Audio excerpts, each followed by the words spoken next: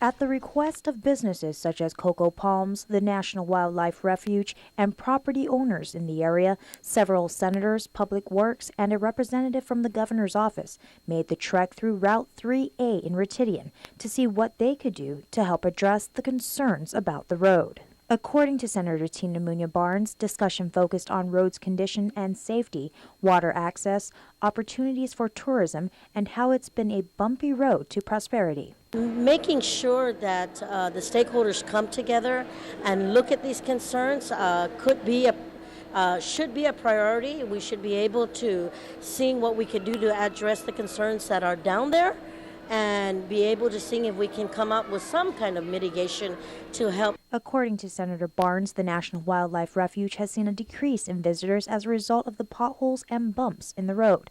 She adds by addressing the road's conditions would not only be beneficial with regard to the tourism industry, but also to the property owners who make a living off the land. DPW Director Carl Dominguez says Route 3A is beyond repair and must be completely rebuilt, which would cost several $1 million.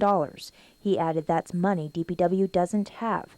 While the road is eligible for federal funding, Dominguez says it would be about 15 years before they would be able to get the project off the ground, as the road is not a heavily traversed area with virtually no residential homes. I think that any concern that comes from our stakeholders and, of course, the businesses in the community, I think that they should be listened to, and leadership begins with listening. And I think that what may not be a priority to some is a priority for a lot. Senator Barnes says a collaboration between the government, the federal government, family stakeholders, and the business community will need to take place to gather the funding to repair the road.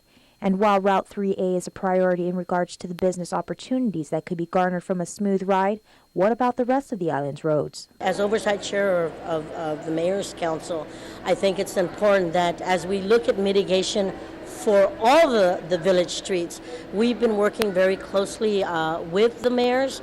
We have some bills that have been introduced.